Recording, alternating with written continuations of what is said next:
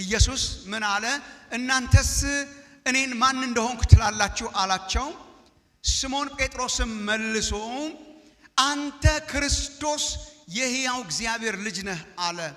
ኢየሱስም መልሶ እንዲህ አለው፣ የዮና ልጅ ስምዖን ሆይ በሰማያት ያለው አባቴ እንጂ ሥጋና ደም ይህን አልገለጠልህምና ብፁዕ ነህ። እኔም እልሃለሁ አንተ ጴጥሮስ ነህ፣ በዚች ዓለት ላይ ቤተክርስቲያኔን እሰራለሁ፣ የገሃነም ደጆችም አይችሏትም። የመንግሥተ ሰማያትንም መክፈቻዎች እሰጥሃለሁ። በምድር የምታስረው ሁሉ በሰማያት የታሰረ ይሆናል፣ በምድር የምትፈታው ሁሉ በሰማያት የተፈታ ይሆናል። ያን ጊዜም እርሱ ክርስቶስ እንደሆነ ለማንም እንዳይነግሩ ደቀ መዛሙርቱን አዘዛቸው ይልና ቁጥር 21 ከዚያን ቀን ጀምሮ ኢየሱስ ወደ ኢየሩሳሌም ይሄን ዘንድ ከሽማግሌዎችና ከካህናት አለቆች ከጻፎችም ብዙ መከራ ይቀበልና ይገደል ዘንድ በሶስተኛው ቀን ይነሳ ዘንድ እንዲገባ ወደ ደቀ መዛሙርቱ ይገልጥላቸው ጀመር። ጴጥሮስም ወደ እርሱ ወስዶ አይሁንብህ ጌታ ሆይ ይህ ከቶ አይድረስብህ ብሎ ሊገስጸው ጀመረ። እርሱ ግን ዞር ብሎ ጴጥሮስን ወደ ኋላ ሂድ አንተ ሰይጣን የሰውን እንጂ እግዚአብሔርን አታስብምና እንቅፋት ሆነህብኛል አለው። ጌታ ኢየሱስ ስለ ብዙ መከራና መስቀል ተሸክሞ ስለመኖር ለደቀ መዛሙርቱ አስተማራቸው። የማቴዎስ ወንጌል ምዕራፍ 16 የሰጠነው ርዕስ የመዝሙር ርዕስ ነው። ለእናንተ ለማስታወስ የሰጠነው ርዕስ የወንድማችን ፓስተር ተስፋዬን መዝሙር ርዕስ ነው። ዓላማ ይዞ የተሰለፈ ነው። ዓላማ ይዞ የተሰለፈ እና ያነሳነው ዋና ነጥብ የእግዚአብሔር ሕዝብ ከእግዚአብሔር ዓላማ ጋራ የሚታረቅበት ዘመን እንዲሆን እግዚአብሔር ከሚሰራው ነገር ጋራ አብረን ሰራተኞች እንድንሆን የሰማይ አምላክ ያከናውንልናል። እኛም ባሪያዎቹ ተነስተን ምን እናደርጋለን? እንሰራለን። ወሬ ባለበት ቦታ ብዙ አትቀመጡ ወንድሞች እናቶቼ። የዋዘኞች ወንበር ባለበት ቦታ በጣም ብዙ አትቀመጡ። እግዚአብሔር በስራ ላይ ስለሆነ እግዚአብሔር ሲሰራ ገንዘቡ ሆኖ አብሮ የሚሰራ ትውልድ እግዚአብሔር ያርጋችሁ። እግዚአብሔር በስራ ላይ ነው። እግዚአብሔር ዓላማውን በመፈጸም ላይ ነውና ልክ እንደ ዳዊት በኖረበት ዘመን የእግዚአብሔርን ሐሳብ የእግዚአብሔርን ዓላማ አገልግሎ አንቀላፋ ተብሎ እንደተጻፈ ከእግዚአብሔር ዓላማ ጋር መስማማት ከእግዚአብሔር አጀንዳ ጋር መስማማት ይሁንልን ነው። ማቴዎስ 16 ጌታ ኢየሱስ ግልጽ አረገ ለደቀ መዛሙርቱ። ፕራይቬት ስብሰባ ነበር። ይሄን ልነግራችሁ ሞክሬያለሁ። 12ቱን ለብቻ ወስዶ ነው የነገራቸው።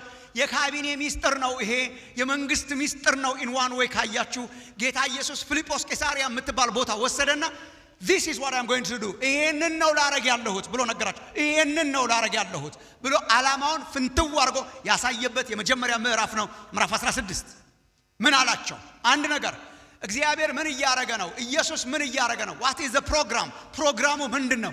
እርሱ መንግስቱን እየገነባ ነው እና ወሰዳቸው። ከፈሪሳውያንና ሰዱቃውያን ለያቸው። ከዚያን ጊዜ ከነበረው ሃይማኖት አስተሳሰብ ለያቸው፣ ለብቻ ወሰዳቸው። መውሰድ ብቻ ሳይሆን ከፈሪሳውያን እርሾ እንዲጠነቀቁ አሳሰባቸው፣ እንዲለዩ አሳሰባቸው። ለይቶ አየር ላይ ለማኖር ሳይሆን ለይቶ ዓላማ ነው የሰጣቸው። እና እግዚአብሔር እንደዚህ ብለን እንድንወጣ ይርዳን። በቃ ዓላማ ይዞ የተሰለፈ የሚያስፈራ ሰራዊት ታስፈሪያለሽ ተብሎ እንደተጻፈ የሚያስፈራ ሰራዊት እና ለመለየት ብቻ ሳይሆን የጠራቸው ለዓላማ ነው የጠራቸው። ለያቸው። and then he said ምን አለ? ሎክ በዚች ዓለት ላይ ቤተ ክርስቲያኔን ምን አደርጋለሁ?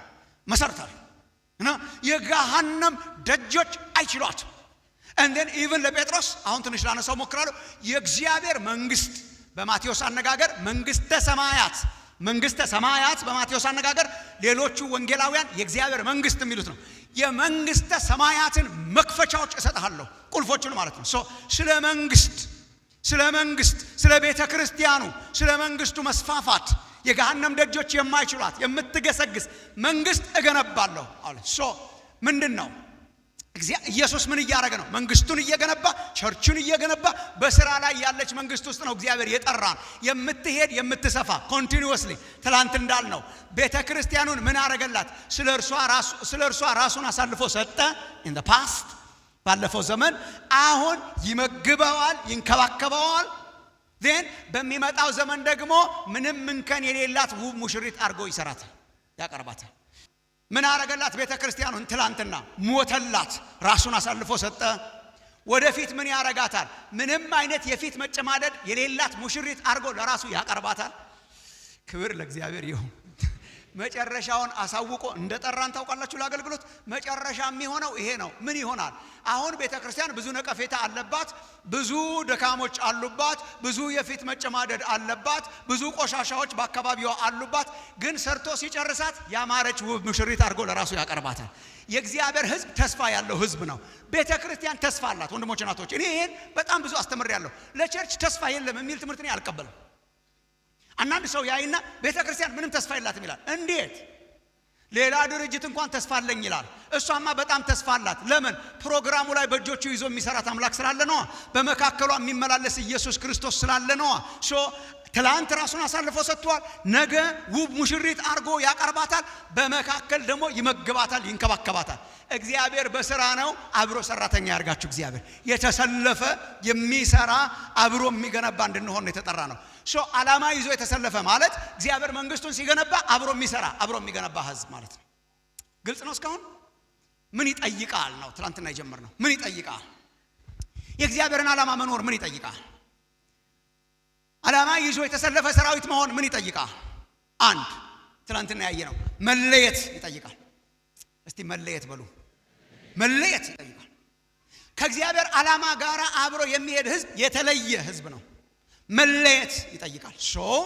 ምዕራፍ 16 የማቴዎስ ወንጌል ከቁጥር 1 ጀምሮ እስከ ቁጥር 12 ድረስ ስለ መለየት ነው ያወራቸው ኢየሱስ። ተለዩ፣ እርሾ አልባ ሁኑ።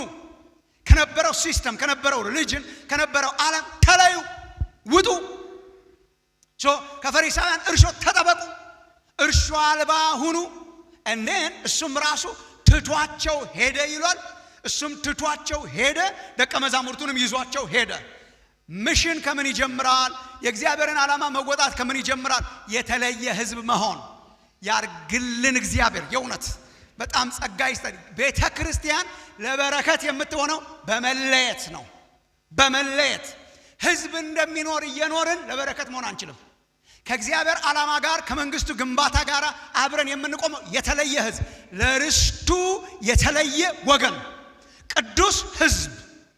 ብርሃን ሲገኝብን ነው ለጨለማው ማብራት የምንችለው። ጨለማ ጨለማን አያበራም። ከእርሾ የወጣ ከኃጢአት የወጣ የተቀደሰ ለአምላኩ የሚኖር ለርስቱ የተለየ ወገን እንድንሆን ነው የተጠራ ነው። ውጡ ወንድሞችና እህቶቼ። የእግዚአብሔርን ዓላማ መፈጸም የምንችለው ዓለምን እየመሰለን አይደለም፣ ከዓለም ስንወጣ። ጸጋ ይስጠን እግዚአብሔር። የእውነት ያው ናቸው እየተባሉ እኮ ለበረከት መሆን አይቻልም። ተጠጋዋችሁ መሰለኝ፣ ጸጥ አላችሁ። ያው ናቸው ባክ፣ በመስሪያ ቤት ያው ናቸው ባክ፣ በትምህርት ቤትም ዩኒቨርሲቲ ያው ናቸው ባክ። ብሰዋለ ባክ ከተባለ እንዴት ሰማሃለሁ? በተወሰነ ደረጃ ኢየሱስ የገባበት ህይወት፣ ኢየሱስን ያስተናገደ ህይወት ፍጹም ላይሆን ይችላል። ግን የተለየ ህይወትን እንድንኖር እግዚአብሔር ጸጋ ይስጠን። አብርሃምን ለበረከት ያደረገው ለይቶ ነው። ደቀ መዛሙርቱን ለበረከት ያደረጋቸው ለይቶ ነው። እኛንም ለበረከት የሚያደርገን ለይቶ ነው። እስራኤልን በብሉይ ኪዳን ለበረከት ያደረጋት ለይቶ ነው። በተራራ ላይ ካልሆንን ልናበራ አንችልም። በተራራ ላይ በሞራል ተራራ ላይ ካልሆንን ልናበራ አንችልም። የተለየ ለአምላኩ የሚኖር በተለየ ኑሮ የሚኖር በጣም ትናንትና አንድ ቤተክርስቲያን ሌላ ቃል ሳካፍል ትዝ ያለኝ የእውነት ብዙ ፍሬ ብታፈሩና ደቀ መዛሙርቴ ብትሆኑ በዚህ አባቴ ምን ይሆናል አለ? ይከበራል አለ ኢየሱስ። ብዙ ፍሬ ብታፈሩና ደቀ መዛሙርቴ ብትሆኑ በዚህ አባቴ ይከበራል። ፍሬ የሚያፈራ ሰው ይታይና የተለየ ስለሆነ ህይወቱ አባቴ ይከበራል። አብን አስከባሪ ህይወት እና ትዝ ያለኝ እያወራው አንዳንድ አርትና ስዕል ማየት የሚወዱ ሰዎች አሉ። በጣም የአርት ጋለሪ የስዕል ኤግዚቢሽን ይገቡና ትኩር ብለው አንድ ስዕል ሲያዩ ይውላሉ። 2-3 ስዕል ነው አዳራሽ ውስጥ ያለው እና ኦልሞስት ቀኑ ሙሉ ይውላሉ። እኛ ገለብ አርገነው ነው የምንሄደው። ያውም ካየሁት ነው። እኔ እንደዛ አይነት ሰው አይደለሁም።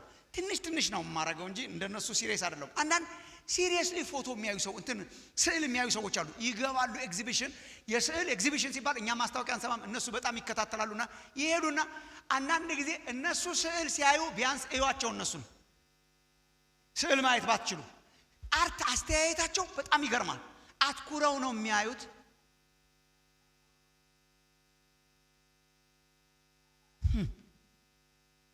ያ ቀኑ ሙሉ ያሉ ማለት ነው። ከዛ አይተው ግን ስዕል አድንቀው ብቻ አይወጡም። አይተው መጨረሻ ላይ የማትቀረው ጥያቄ መጨረሻ ላይ የተፈረመችው ማን ነው የሳለው ነው። እንደዚህ አስውቡ ማን ነው የሳለው? የእንትና ስዕል ነው። እሱማ የታወቀ ነው። ስዕል ሲያደንቁ ይውሉና በሰዓሊው ተገርመው ይወጣሉ። ማመን ትችላላችሁ ወንድሞች እናቶች፣ ሰዎች የኛን ህይወት ሲያዩ እንደ ስዕል ሲያዩ ውለው ማን ነው እንደዚህ አሳምሮ የሳለው? ኢየሱስ ነው። እኛን አይተው ሰዎች እግዚአብሔርን እንዲያከብሩ ለክብሩ ምስጋና እንሆን ዘንድ ነው ጌታ ጠራን የሚለው አይደል? ትዝ ይላችኋል ኤፌሶን ላይ ለክብሩ ምስጋና እንሆን ዘንድ። ይሄ እኮ ነው ለክብሩ ምስጋና እንሆን ዘንድ። እግዚአብሔር በእኛ ውስጥ የገለጠውን ጸጋ፣ እግዚአብሔር በእኛ ውስጥ የገለጠውን ንጽህና፣ እግዚአብሔር በእኛ ውስጥ የገለጠውን ቅድስና አይተው ሰዎች ስዕሉን አይተው ሰዓሊውን እንዲያደንቁ፣ ህይወታችንን አይተው አብን እንዲያከብሩ የተለየ ህይወት መኖር እግዚአብሔር ያርግላችሁ።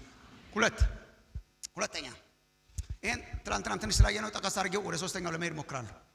ዓላማን መፈጸም፣ ዓላማ ይዞ የተሰለፈ ሰራዊት ምንን ይጠይቃል? መለየትን ይጠይቃል። ትናንት ግን የነገርኳችሁ ትዝ ይላችኋል። መመስረትን ይጠይቃል። መመስረት ፋውንዴሽን ይጠይቃል። መገለጥ ይጠይቃል። በኢየሱስ ላይ መመስረትን መተከልን ይጠይቃል። አምላኩን የሚያውቅ ነው ለበረከት የሚሆነው። አምላካቸውን የሚያውቁ ህዝብ ይበረታሉ፣ ያደርጉማል።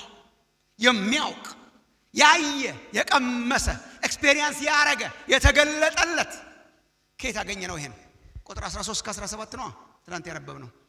ትንሽም አንስተነዋል። መንግስቴን እሰራለሁ፣ መንግስቴን እገነባለሁ፣ የገሃነም ደጆች አይችሏትም፣ የመንግስተ ሰማያት መክፈቻዎች እሰጥሃለሁ፣ ወደፊት ትገሰግሳለች፣ መንግስቴን እገነባለሁ። ግን ከዛ በፊት አብረ ከመገንባት ከፈለክ ይሄ ያስፈልጋል። ምን? መለየት። ከዚያስ ሰዎች የሰውን ልጅ ማን ይሉታል አለ። እስቲ ይሄን መመለስ ያስፈልጋል። ሰዎች እኔን ማን ይላሉ አለ። መልሶቹ ትዝ ይሏቸዋል። ብዙ ከባድ አይደሉም። አንዳንዶቹ ኤልያስ፣ አንዳንዶቹ ኤርሚያስ፣ አንዳንዶቹ ከነቢያት አንዱ ነው ይላሉ። ኢሳይያስም አለ አንድ ቦታ ይላሉ ማለት። ከዛ ትዝ ይላችኋል ጥያቄው የኢየሱስ ዓላማ ይዞ የተሰለፈ ሰራዊት ይሄ ያስፈልገዋል። ከዛ በምን እንደሚያስታጥቃቸው ተመልከቱ። መለየት አለባቸው፣ ግን ተለይቶ ዝም ሳይሆን ተለይቶ መተከል ያስፈልጋል። እናንተስ እኔ ማን እንደሆንኩ ትላላችሁ? ሰው ከእግዚአብሔር ጋር አብሮ የሚራመደው ያመነውን ሲያውቅ ነው። እናንተስ እኔ ማን እንደሆንኩ ትላላችሁ አላችሁ። ኢማጂን ወንድሞች እናቶች 2 ዓመት በላይ ተከትለውታል። አዲስ ታይም አንዳንድ ጌታ ኢየሱስ እኮ አንዳንድ ጊዜ አፕሮቹ በጣም ያስገርማል። ሲከተሉ ኖረው እናንተ እኔ ማን እንደሆንኩ ትላላችሁ አላችሁ።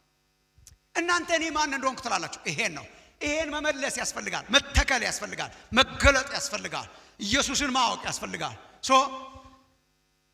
ከደቀ መዛሙርቱ አንዱ እጁን አወጣና መለሰ። ስሙ ማን ይባላል? የመለሰው ሰውዬ ጴጥሮስ ይላል። አንተ ለኛ ይሄ አገልጋዮች ፕሮግራም ላይ ትንሽ አንስተነው ነበር። አንተ ለኛ የሕያው እግዚአብሔር ልጅ ክርስቶስ ነህ አለ። ሰምታችሁታል? አንተ የሕያው እግዚአብሔር ልጅ ክርስቶስ ነህ። ኢየሱስ ተደነቀ በዚህ መልስ። በጣም ጴጥሮስ ይሄ መገለጥ ነው አለው። እኔ እንደውም ጴጥሮስ ኩምሽሽ ብሎ ይሆን ምናምን ላለው ምክንያቱም ትክክለኛ መልስ ስለሆነ የመለሰው ከአይምሮው መስሎት ይሆን እንደ ኢየሱስ እንደዛ ያለው ላሉ ተመልከት እንዴት ብሪሊያንት እንደሆንኩ ብሎ እንዳያስብ ጴጥሮስ ስጋና ደም አይደለም አለው።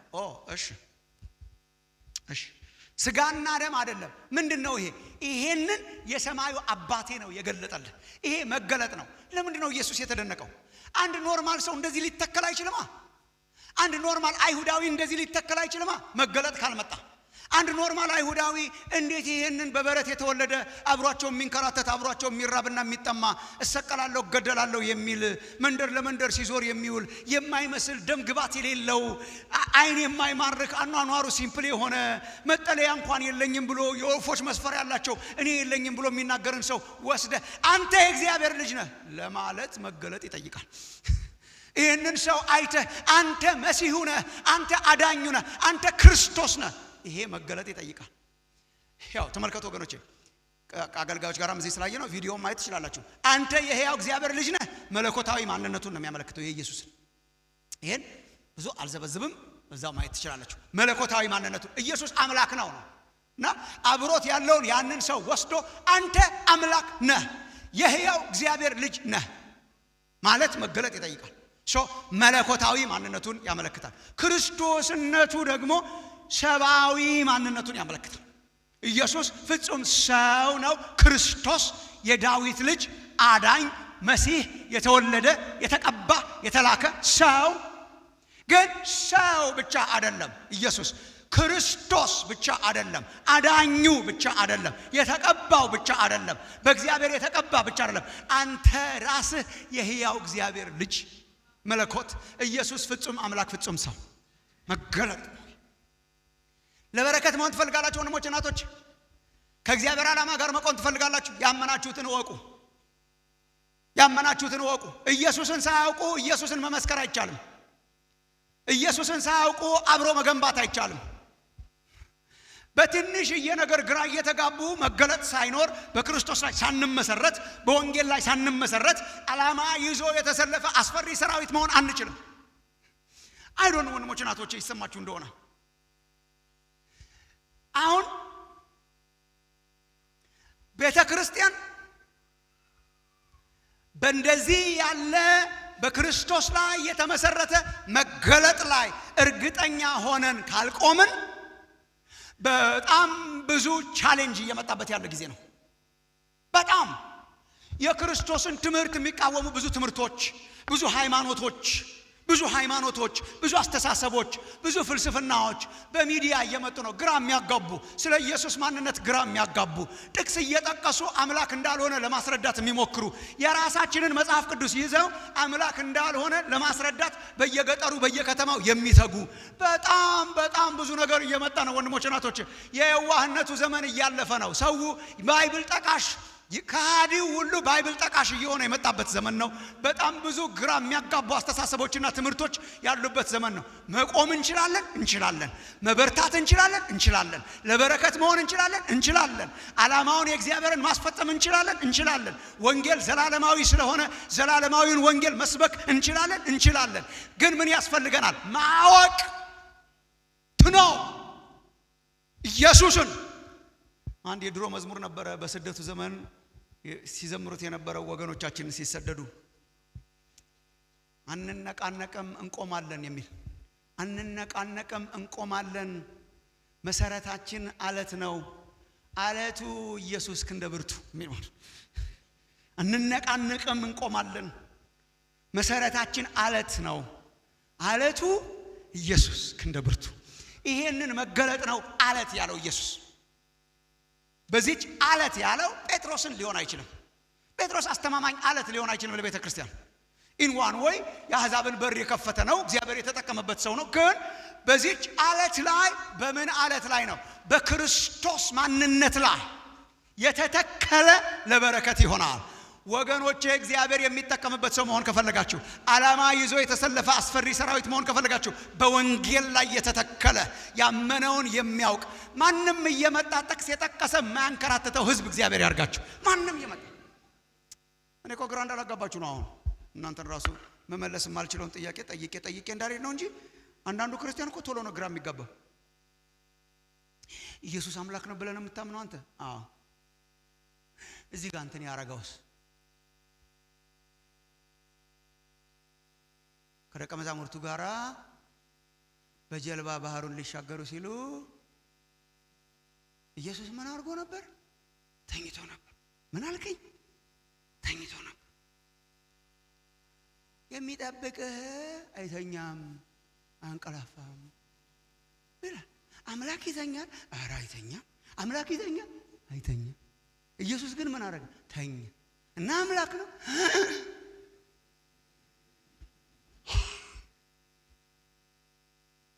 ይኸው በቃ ግራ አጋብቻቸው አዲስ አበባ ልሄድ ነው ማለት ነው።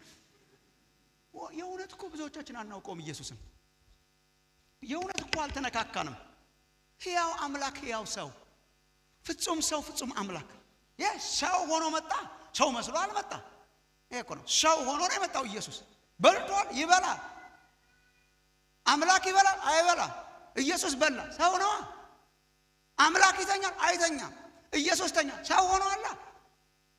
ጎስት ነገር ሆኖ አልመጣ። ሰው እኔን ለማዳን እኔን ሆኖ ነው የመጣው። ከኃጢአት በስተቀረ እኔን ሆኖ ነው የመጣው። ወንድማችን ነው ኢየሱስ። እንዲያውም ደስ የሚለኝ አምላኬ መሬት ላይ መጥቶ ሰው እንዴት እንደሚኖር አሳይቶኝ ሄዷል። አምላኩ በሰማይ ብቻ ያለ ሳልሆንኛ አምላክ መጥቶ ሰው መሆን ምን ማለት እንደሆነ አሳይቶናል።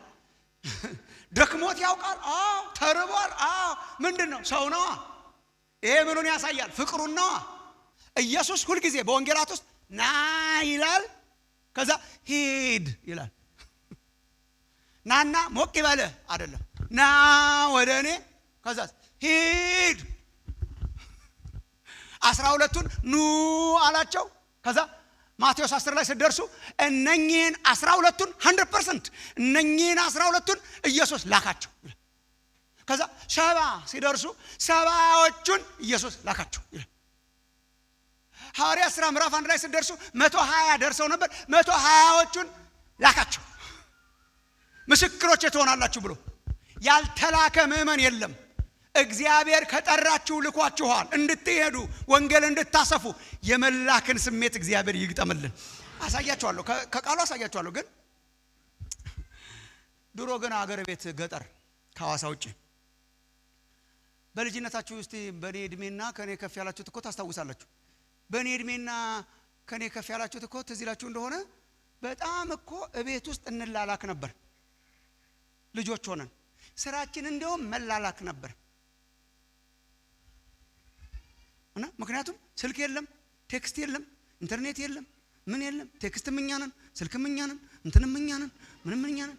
እና አንዳንድ ጊዜ ትዝ ይላችሁ እንደሆነ ሄድና ማማ እንትና ቤት ተብለን ደርሰን ልክ ስንመጣ ጎሽ መጣ ማረግልን አታውቃት። ሄድና ደግሞ ጋሽ እንትና ጋር፣ ከዛ ጋሽ እንትና ጋር ደግሞ ደርሰን መጣ ጎሽ እናታችን እኛ ማረግልን አታውቃትም እንዳለች በቃ ማረግልን አታውቃትም። አሁን ደግሞ ሄድና ገበያ ቦታ ላይ ደግሞ እንሄዳለን፣ ደግሞ እንመጣለን፣ ደግሞ እንሄዳለን፣ ደግሞ እንመጣለን። ትዝ ይላችሁ ከሆነ መላላክ ነበር አንዱ የልጅነት ስጦታችን። አንዳንድ ጊዜ ካስታወሳችሁ ወሳኝ ነገር ተልከን ልጆች ሆነን ወሳኝ ነገር እንላክና በተለይ ጓደኞቻችን ያሉበት ቤት ከተላክን እንላክና መላካችንን ረስተን ስንጫወት ኳስ ስንጠልስ ስንጫወት ኑርና አመሻሽ ላይ ትዝ ሲላችሁ የነበረው ጭንቀት ትዝ ይላችኋል። እንዴት ብዬ ነው ተመልሼ እናቴን ማያስ ከዛ በኋላ ዙሪያ መዞር ጀምራለሁ። ራሱ ቤቱን ግቢውን ራሱ ዙሪያ መዞር አይኗን ላለማየትና ለካ ተልኬ ነበር የመጣሁት። ወገኖቼ ከእንደዛ አይነት ቅሌት እግዚአብሔር ይጠብቃችሁ። እግዚአብሔር ቀልድ ክርስቲያን የለውም፣ ቀልድ ምእመን የለውም። እግዚአብሔር ከጠራን ጀምሮ ልኮናል። ስንጫወት ስናወራ ስንጫወት ፖለቲካውን ቸርቹን ምናምኑን እያጨማለቅን ስንጫወት ኳስ ስንጠልዝ ሰው ስንጠልዝ ደግሞ በአሁኑ ዘመን ምናምን ስንጠልዝ ምናምን ከርመን እንዴት አድርገን ነው ፊቱን የምናየው? ዳርዳር አይባል የሱ ቤት አንዲት ቤት ነው ያለው። ዳርዳር አይባል ካኖርኩ አይቀር ፊቱን በደስታ ከሚያዩት መካከል፣ የሰጠኸኝን መክሊት አልቀበርኩም ከሚሉት መካከል፣ ሰጠኸኝ ነበር አብዝቼዋለሁ ከሚሉት መካከል ያርጋችሁ። ከጨዋታና ከቀልድ ውጡ። የተላከ ህዝብ ነው። ዓላማ ይዞ የተሰለፈ ሰራዊት የተላከ ህዝብ ነው። ከየት አገኘ ነው? ቃሉን ተመልከቱ። እያንዳንዱ ቃል ጊዜ ስለሌለን ቶሎ ጠቅስላችኋለሁ። እያንዳንዱ ቃል ከቁጥር 18 እስከ 20 ድረስ ያለው ቃል እያንዳንዱ ሐረግ እያንዳንዱ አረፍተ ነገር መላክን አመላካች ነው። ለምሳሌ መጀመሪያ ደረጃ አንድ ነገር እግዚአብሔር በመገለጥ አይጫወትም። እግዚአብሔር ይገለጥልን የሚሉ ሰዎች አሉ። በጣም ጥሩ ነው። ግን ታውቃለህ እግዚአብሔር ከገለጠ ይልካል። መገለጥ መቀለጃ አይደለም። መገለጥ መጫወቻ አይደለም። የገለጠላቸውን በሙሉ ልኳቸዋል። ለሙሴ ተገለጠለት፣ እስራኤልን ነፃ አውጣ አለው። ለኢሳይያስ በራለት ምዕራፍ 6 ላይ ማንን ልላክ ማንስ ይሄድልናል? እሺ እግዚአብሔር ከተገለጠ ይልካል። ለነ ጴጥሮስ ተገለጠላቸው። ከዚያ በኋላስ ተመልከቱ መላክን የሚያመለክቱ አረፍተ ነገሮች። እነኚህ ነግሬያችሁ አራተኛውን ጠቀስ አድርጌ እጨርሳለሁ። እነኚህ ግን በልባችን ውስጥ እንዲገቡ ጸልያለሁ። በጸሎት መንፈስ ነግራችኋለሁ። ጌታ የተናገራቸው ማስተዋል ያለብን መሄድን የሚያመለክቱ ሚሽንን የሚያመለክቱ ቁጥር 18 ተመልከቱ። ቁጥር 18 እንዴ እኮ በጣም የሚያስገርም እኮ ነው ኢየሱስ የተናገረው። እኔም እልሃለሁ አንተ ጴጥሮስ ነህ፣ በዚህችም አለት ላይ በመገለጡ in my opinion በዚህችም አለት ላይ ቤተ ክርስቲያኔን እሰራለሁ አለና ተመልከቱ። የመጀመሪያው ሚሽናል ስቴትመንት የመጀመሪያው የገሃነም ደጆች አይቋቋሟትም። የገሃነም ደጆች አይችሏትም። መሰረታለሁ ቤተ ክርስቲያኔን ያ ምን እንደምታደርግ ልንገርህ። እሺ የገሃነም ምኖች በጣም እንድትናገሩ ፈልጋለሁ። ምኖች በሉ እስቲ ሁላችሁ ደጆች። እንዴ እኮ ነግሬያችኋለሁ ብዙ ጊዜ ደጆች አይችሏትም ነው የተባለችው ቤተ ክርስቲያን። ደጆች አይችሏትም፣ ጌትስ አይችሏትም። ሊስን በጣም ኬርፉሊ ስሙኝ ወንድሞች እናቶች። ቤተ ክርስቲያን የገሃነም ወታደሮች አይችሏትም አይደለም ያለው ነው እንዴ?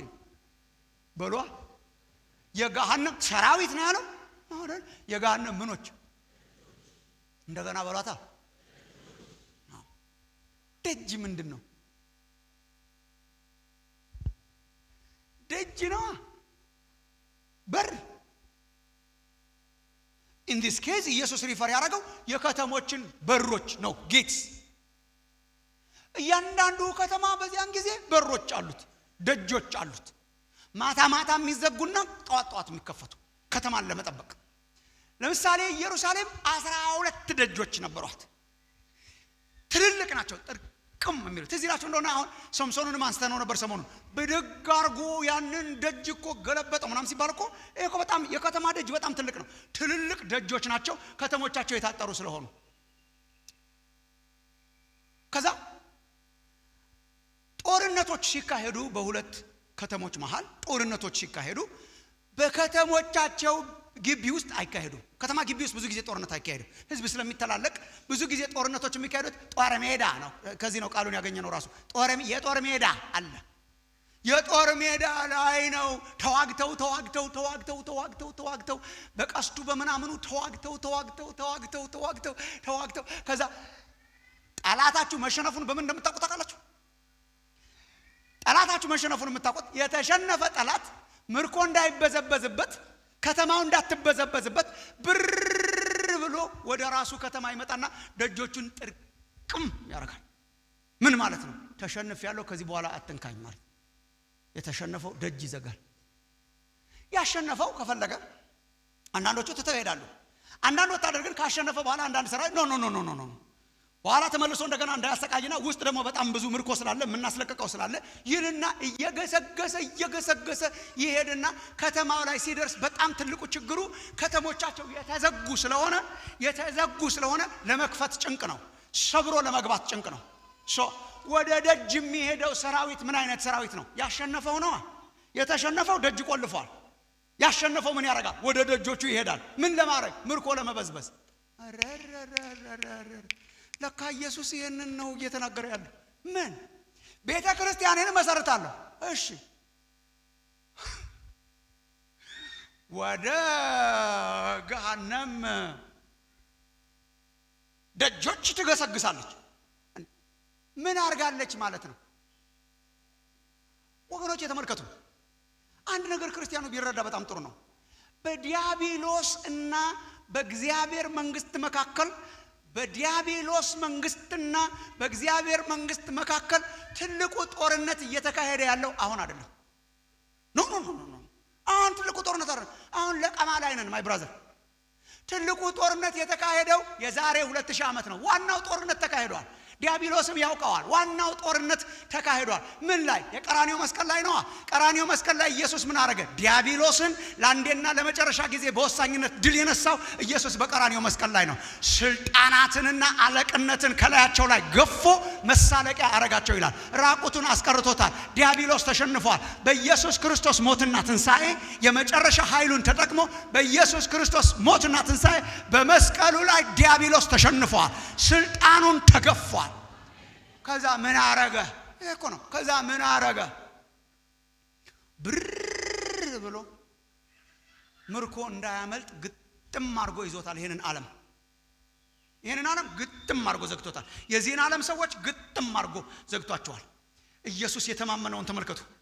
አሁን አለ ጌታ ኢየሱስ የገሃነም ደጆች ተዘግተው አይደል ያሉት? ሰው ዘግቶ አይደል ያለው? ቤተ ክርስቲያንን መሰረትና ዓላማ ይዞ የተሰለፈ ሰራዊት አስነሳና ታዲያስ ትገሰግሳለች ወደ ገሃነም ደጆች።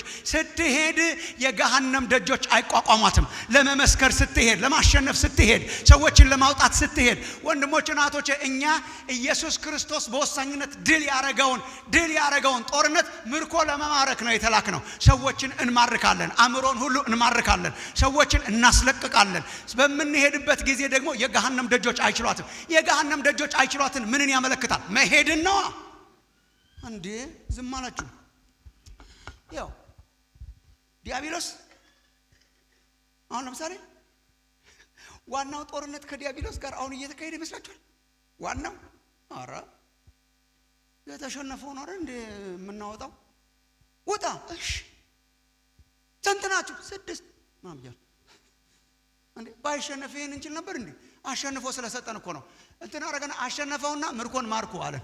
አሸነፈውና ነፃ አውጡ አለ። ውጣ ስንለው ይወጣል፣ ሂድ ስንለው ይሄዳል። እባቡንና ጊንጡን ትረግጡ ዘንድ ስልጣን ሰጥቷቸዋል። ስልጣን ነው የሰጠን። አሁን አሸንፎት ስልጣን ነው የሰጠን እንድናወጣው፣ ሰዎችንም ከእርሱ እንድናወጣ፣ ከጨለማ መንግስት እየበዘበዝን እንድናወጣ ምርኮኞችን ሰብስቦ ይዟል። የኛ ስራ ምንድነው? መሄድና ማስለቀቅ ያርግላችሁ እግዚአብሔር። ስንሄድ የገሃነም ደጆች አይችሏትም። የተሸነፈ ጠላት ነው፣ ግን ምርኮ የያዘ ጠላት ነው። ቤተክርስቲያን የተጠራችው ለምንድን ነው? ወደ ደጆቹ ሄዳ ለማስለቀቅ። ይሄ ሚሽናል ነው ወገኖች። እግዚአብሔር ተማምኖብን ነው የላከን። ምን ብሎ? ይሄዳሉ፣ ደጆቹ ደግሞ አይቋቋሟቸው። የሚሄድ ህዝብ ሁለተኛውን አረፍተ ነገር ላሳያችሁ። ሚሽን የሚያመለክት የመንግስተ ሰማያትን ቁልፎች ሰጣለሁ አለው ለእንትና ለጴጥሮስ። ያው ቁጥር 19 የመንግስተ ሰማያትን መክፈቻዎች ይሰጣለሁ አለ። ምን ማለት ነው? የመንግስተ ሰማያት ቁልፎችን በጣም የሚወዷቸው አሉ ስብከት ሲሰብኩ እና የተለያየ ቁልፍ አውጥተው ለማስረዳት ይሞክራሉ። ቁልፎች የስኬት ቁልፍ፣ የገንዘብ ቁልፍ፣ የጤና ቁልፍ። እናንተም አሜን እያላችሁ ታጅቡናላችሁ። እግዚአብሔር ይቅር ይበላችሁ። እንደዚህ ባለ የጦርነት ቴክስት ውስጥ ያለ ቁልፍ መጫወቻ እናደርጋለን። የእንጀራና የዳቦ ማስለቀቂያ ነው እግዚአብሔር የሰጠን። የሞገስ ቁልፍ ምን ማለት ነው? የሞገስ ቁልፍ፣ የሀብት ቁልፍ፣ የስኬት ቁልፍ። ወገኖቼ የሚያስፈልገንን ነገር እኮ መጽሐፍ ቅዱስ የሚያስፈልገንን ነገር እኮ አንኳኩ ነው የተባልነው። ለምን ቁልፍ የምናባክነው? መዝጊያን አንኳኩ ከፈትላችሁ፣ ለምኑ ይሰጣችሁ። ከእግዚአብሔር ነው በቁልፍ የምታስለቅቀው ማይ ፍሬንድ። ከልዑል አምላክ እጅ ልቀቅ ስትል ሊለቅ ነው። ትኬትን ከፍታ እንዴት አድርገህ ነው የምትከፍተው ከእግዚአብሔር እጅ? እግዚአብሔር እኮ መጫወቻ አይደለም ወንድሞች እናቶች። ፈራ እግዚአብሔር የለም እንዴ? ወንድማችን ነው፣ ግን እኮ ደግሞ እግዚአብሔር የሚያስፈራ አምላክ ነው። የሚያስፈልጋችሁን ለምኑ ነው ያለን፣ ክፈቱ አላለም። ኢየሱስ ሲያስተምር ለምኑ እና አባታችሁ ይሰጣችኋል። በስውር የምትለምነውን በግልጥ ይከፍልሃል ነው። ስትለምን እንዴ ስንለምነው በቸርነቱ የሚሰጥ አምላክ ነው እንጂ ከእጆቹ ፈልቅቆ መውሰድ የሚችል ማንም የለም። እንኳን እግዚአብሔር አባት ህፃናት ልጆቻችን እንኳን ከኛ እጅ ፈልቅቀው መውሰድ አይችሉም። አባዬ ባክ ባክ ባክ ባክ ማለት ይችላሉ። ባክ ባክ ባክ ባክ ባክ ማለት ይችላሉ። እጅህን እጠመዝዛለሁ ካለ ጉዱ ነው። እጅ ማስጠምዘዣ አይደሉም ነኝ ወገኖች። እነኚህ ሚሽናል ናቸው። ቁልፍ በመጀመሪያ ደረጃ በብሉይ ኪዳን ይሄ ቁልፍ የኢየሱስ የራሱ ነው። እሱ ነው ሰጣለሁ ያለው። ኢሳይያስ 22:22 አንብቡ። የትንቢት ፍጻሜ ነው። ኢሳይያስ 22:22 ስለሚመጣው የእግዚአብሔር ባሪያ ቅዱስ መጽሐፍ ሲናገር የዳዊትንም ቤት መክፈቻ በጫንቃው ላይ አኖራለሁ ይላል። መክፈቻውን አኖራለሁ፣ እርሱም ይከፍታል፣ የሚዘጋም የለም። እርሱም ይዘጋል፣ የሚከፍትም የለም። ሲመጣ ማለት ነው። ዮሐንስ ራእይ ምዕራፍ 1 ቁጥር 18 ራሳቸው አንብቡት። ዮሐንስ ራእይ ምዕራፍ 1 ቁጥር 18፣ ምዕራፍ 3 ቁጥር 7 የዳዊት መክፈቻ ያለው ይላል። አይ መክፈቻው እሱ ነው። የሚከፍተው የሚዘጋው እሱ ነው። የኢየሱስ ነው። እሱን ነው እሰጥሃለሁ ያለው። በሮማ ካቶሊክ ቤተክርስቲያን የጵጵስና ስልጣን ተዋረድ ነው ተብሎ ይታመናል። እና መጀመሪያ ለጴጥሮስ ሰጠው ይሄንን ስልጣን። ከዛ በኋላ ጳጳሳቱ ሲሞቱ ፖፖቹ የሚቀባበሉት ስልጣን አፖስቶሊክ ሰክሴሽን ይባላል። ግን ኢየሱስ እኮ በመሄድ ሴንስ ነው የተናገረው። ስትሄድ ጴጥሮስ የገሃነም ደጆች አይችሉም፣ ደግሞስ የመንግስተ ሰማያትን መክፈቻዎች ምንድናቸው? እነዚህ ቁልፎች in my opinion I think የእግዚአብሔር ቃል ባነበብኩ ቁጥር ሰዎችን ማስለቀቂያ ነው ወደ እግዚአብሔር መንግስት ሲመጡ። አሁን ሄደች ወደ ገሃነም ደጆች ሰብራ ገባች ቤተክርስቲያን። ከዛ ምን አይነት ኦቶሪቲ ነው የሰጣትና ምን አይነት ኦቶሪቲ ነው የሰጣት? መክፈቻ ማስለቀቂያ ነው፣ ኦቶሪቲ ነው፣ ስልጣን ነው። በክርስቶስ ኢየሱስ ስም ሰዎች ነፃ እንዲወጡ ታደርጋለች። ቆይ ማሙሻ እሺ፣ አሁን በጣም ኮምፕሊኬት ካረኩባችሁ ማሩኝ። ግን አሁን በሰዎች መንግስተ ሰማያትን ቀጥሎም ያለው ቃል ስለሚናገር መክፈት መዝጋት ምን ማለት ነው? ወደ ህይወት እንዲመጡ መልቀቅ ነው። እንዳይመጡ መዝጋትንም ኢየሱስ ተቃውሟል። ባይ ዘ ወይ ማቴዎስ 23:13 ላይ እኔ አንድ የሚያስደነግጠኝ ጥቅስ አለ። ማቴዎስ 23:13 ላይ እናንተ ግብዞች ጻፎችና ፈሪሳውያን መንግስተ ሰማያትን በሰው ፊት ስለምትዘጉ አላችሁ፣ ስለምትዘጉ ወዮላችሁ፣ እናንተ ማትገቡም የሚገቡትንም እንዳይገቡ ትከለክላላችሁ። መዝጋት ይቻላል። ሰው እንዲሰናከል ማድረግ ይቻላል፣ እንዳይመጣ ማድረግ ይቻላል። ግን እኔ እሰጣለሁ ኦቶሪቲ። ምን ትሄድና ደጆችን ሰብረ ትገባና አይቋቋማትም። ዜን ሰዎችን የማስለቀቅ ኦቶሪቲ ነው። ነፍሳትን ወደ እግዚአብሔር መንግስት የማስለቀቅ ኦቶሪቲ ነው የተሰጠው ለላካቸው ሰዎች ብዬ አምናለሁ። እናንተም አስተውላችሁ ልታዩት ትችላላችሁ። ተመሳሳይ ቃል ቁጥር 19 ነው። ማሰርና መፍታት የመንግስተ ሰማያት ቁልፎች እሰጥሃለሁ። then ማሰርና መፍታትን ጌታ ኢየሱስ ተናገረ። ቁጥር 19 ይሄንንም ማሰብ በጣም ጥሩ ነው። የመንግስተ ሰማያት መክፈቻዎች እሰጥሃለሁ። በምድር የምታስረው ሁሉ በሰማያት የታሰረ ይሆናል፣ በምድርም የምትፈታው ሁሉ በሰማያት የተፈታ ይሆናል። ይሄ ማሰርና መፍታት በጣም የተለመደ ኮንሴፕት መሆን አለበት። ለምን? በተለያየ ኮንቴክስት ኢየሱስ ተጠቅሞበታል። በተለያየ ኮንቴክስት ለምሳሌ ማቴዎስ 18 ላይ በይቅርታ ኮንቴክስት ተጠቅሞበታል። ይቅርታ ስታረግ ስትፈታ የተፈታ ይሆናል፣ ስታስረው የታሰረ ይሆናል። በይቅርታ ኮንቴክስት ተጠቅሞበታል። እዚህ ላይ ግን እኔ እንደማስበው ሰዎች ያለ ክርስቶስ የታሰሩ ናቸው። ሰው ያለ ክርስቶስ የታሰረ ነው፣ ለገሃነም እየተዘጋጀ ያለ ነው። ሰው ያለ ክርስቶስ በዲያብሎስ የታሰረ ነው። ታዲያስ አማኞች ሲሄዱ፣ የተላኩ ሰዎች ሲሄዱ ሲፈቱት እስራቱን በሰማያት የተፈታ ሆኖ ይቀራል። ዝም ሲሉት እንደታሰረ ይቀራል። እግዚአብሔር አንድ ቀን በሌላ ሰው ሊያስፈታው ይችላል አይችልም? እናንተ ተመራመሩበት። ያስፈታዋል ብዬ አምናለሁ እኔ። ግን የተሰጠን ኦቶሪቲ የተሰጠን የተልእኮ ኦቶሪቲ ሄደ ስትፈታው ሰማይ ይፈታዋል። ምን አይነት እድል ነው እግዚአብሔር የሰጠን? እስቲ ወገኖቼ የመሰከሩላችሁን ሰዎች አስቡ። መጣና መሰከረልኝ። አሁን እኔ ዛሬ 30 ምናምን ዓመት አንድ ወንድም መሰከረልኝ፣ ፈታኝ። ሰማይ ከዛን ቀን ጀምሮ ፈታኝ። እዚህ ስንመሰክር በሰማይ ስሙ ይጻፋል። እዚህ ስንመሰክር ሰማይ እውቅና ይሰጠዋል። ምን አይነት እድል ነው እግዚአብሔር የሰጠን? እግዚአብሔር ከህዝቡ ጋር ይሰራል። ስንመሰክር ወደ እግዚአብሔር መንግስት ሲመጡ ሰማይ ይቀበላቸዋል። እኛ እኮ አሁን ለምሳሌ 30 ሰዎች ዛሬ ዳኑ። 30 ሰዎች ዛሬ ሲድኑ እኮ 30 ወደ ድርጅት የተጨመሩ ሰዎች ብቻ እኮ አይደሉም። እነኚህ እኮ 30 ሰማይ የፈታቸው ናቸው። እዚህ ሲፈቱ እግዚአብሔር ፈታ። እዚህ ሲጸለይ እግዚአብሔር ለቀቀ። እዚህ ሲመጡ ወንጌል ሲሰበክ እግዚአብሔር በእጃችን ላይ ያስቀመጠው ቁልፍ በጣም ኃያል ቁልፍ ነው። የምንጠቀምበት ዘመን እግዚአብሔር ያርግልን። የገሃነም ደጆች አይችሏትም። የምትፈታው የተፈታ ይሆናል። የምታስረው የታሰረ ይሆናል። የመንግስተ ሰማያት ቁልፎች ይሰጣሉ። ዚስ አር ስንሄድ እግዚአብሔር አብሮን ይሰራል ማለት ነው። የተላከ ሰው ሲሄድ እግዚአብሔር አብሮት ይሰራል። ዓላማ ይዞ የተሰለፈ እግዚአብሔር ሰራዊት ማለት አብሮ ከእግዚአብሔር ጋር የሚሰራ ማለት ነው። ምን ይጠይቃል? መለየትን ይጠይቃል። መተከልን ይጠይቃል። የመላክ ስሜትን ይጠይቃል። መጨረሻው ግን ጻፉትና ከዛ በጸሎት እንጨርሳለን። መስዋዕትነትን ይጠይቃል። መስዋዕትነት ለመክፈል ሳክሪፊሻል ህይወትን በጣም ይጠይቃል። መስዋዕትነት ለመክፈል የተዘጋጀን ህዝብ ነው እግዚአብሔር በጣም የሚጠቀመው። ቁጥር 21 ጀምሮ እስከ መጨረሻው እሱ ነው ያለላችሁ። ቁጥር 21 ጀምሮ እሱ ነው ያለላችሁ። በቃ ስትሄዱ ግን ዋጋ መክፈል ሳክሪፋይስ በቃ ይኖራል።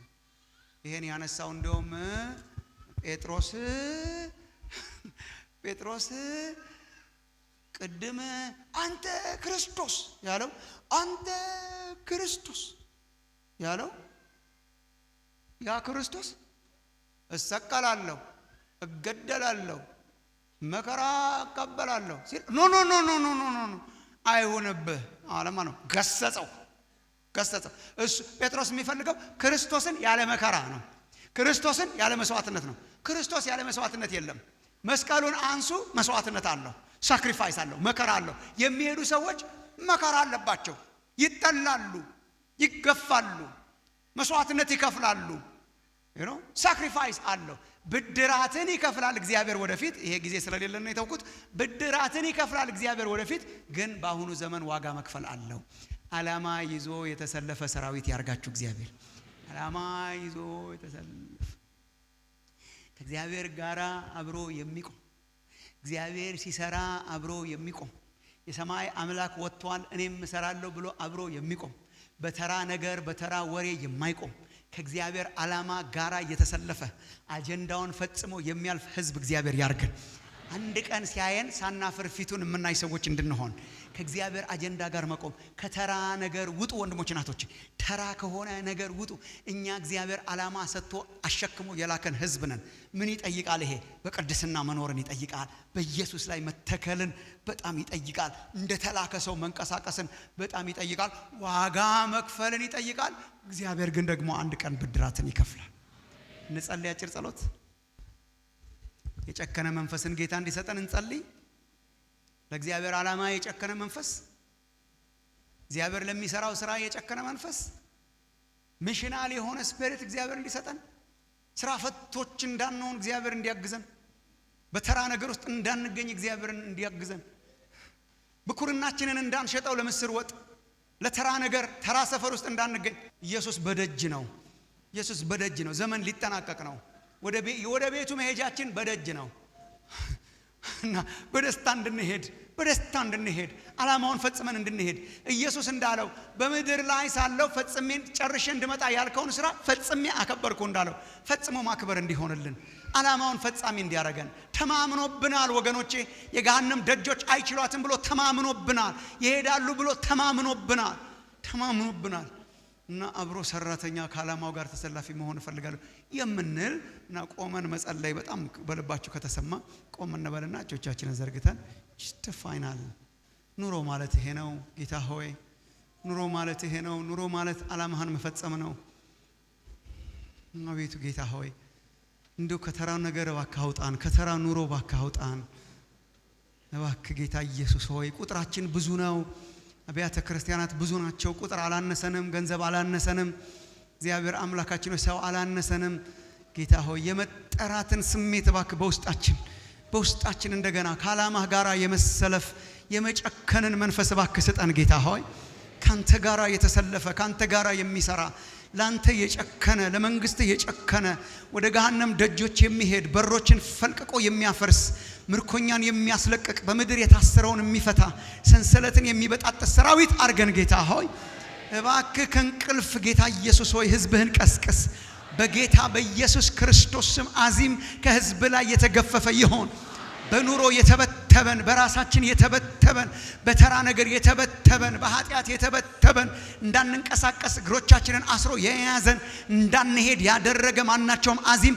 አንተ የምትተኛ ንቃ ከሙታንም ተነሳ ክርስቶስም ያበራልሃል ተብሎ እንደተጻፈ መንቃት ይሁን ጌታ መንቃት ይሁን ጌታ ሆይ መንቃት ይሁን የሚቀጥለው አመት ስንገናኝ ጌታ እግዚአብሔር ሆይ በጣም ብዙ ካንተ ጋራ ሰርተን በጣም ብዙ ምርኮ ጌታ እግዚአብሔር ሆይ ማርከን በጣም ብዙዎችን አስፈትተን በጣም ብዙዎችን አስለቅቀን በጣም ወደ ገሃነም ደጆች ሄደን የገሃነም ደጆችን በዝብዘን አብያተ ክርስቲያናት ተስፋፍተው መስዋዕትነት እንኳን ቢያስፈልግ ጌታ እግዚአብሔር ሆይ አብያተ ክርስቲያናት ተስፋፍተው ከዓላማህ ጋራ ተስማምተን ከተራ ነገር ወጥተን የምንገናኝበት ዘመን ይሁንልን አዲሱ አመት የመሄድ አመት ይሁን አዲሱ አመት ከዓላማህ ጋራ መስማማት ይሁን አዲሱ አመት ያንተን አጀንዳ ማስፈጸሚያ አመት ይሁን ክብር ላንተ ይሁን እናመሰግንሃለን ተዋግተህ ምርኮ ማርኩ ብለህ ስለላከን እናመሰግንሃለን ወሳኙን ጦርነት ስላከናወንከው እናመሰግንሃለን እንሄድልሃለን ጸጋን ስጠን መንፈስህን ስጠን ኃይልህን ስጠን አስታጥቀን ጌታ እግዚአብሔር ሆይ ክብር ላንተ ይሁን በጌታ በኢየሱስ ክርስቶስ ስም አሜን